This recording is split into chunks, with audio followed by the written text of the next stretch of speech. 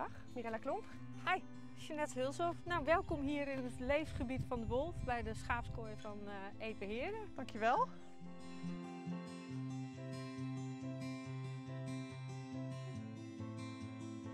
Jij bent voorzitter van een, heb ik het goed begrepen, van de stichting Voorzitter. Wolf Fencing. Klopt. Wat is Ja. dat?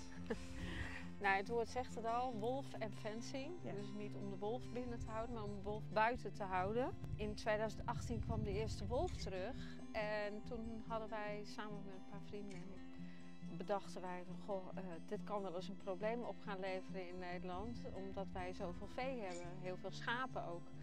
Ja, en die staan niet altijd even goed beschermd. Of eigenlijk voor de wolf helemaal niet nog in Nederland. Hè? Nee. En zijn we met vrijwilligers op pad gegaan om boeren te helpen. En dat is dit bijvoorbeeld. Dit is een voorbeeld. Dit is een van de hekken die wij een aantal jaren geleden gemaakt hebben.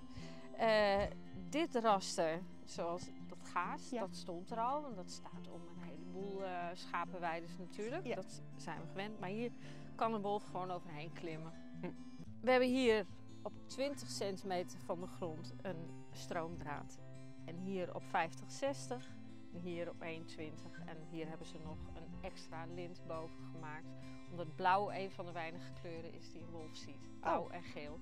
Ja. Voor de rest is die, zoals wij dat noemen, kleurenblind. In grote delen van Europa is men de wolf al eeuwen gewend eigenlijk. In Spanje is de wolf nooit weg geweest. In Roemenië niet, Bulgarije niet, Polen niet.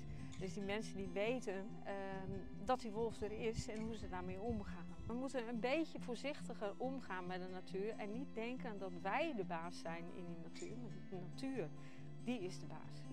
Want wij moeten ons aanpassen. Dat doen dieren immers ook. Die passen zich aan waar ze leven. Laten wij dat ook eens doen. Ja.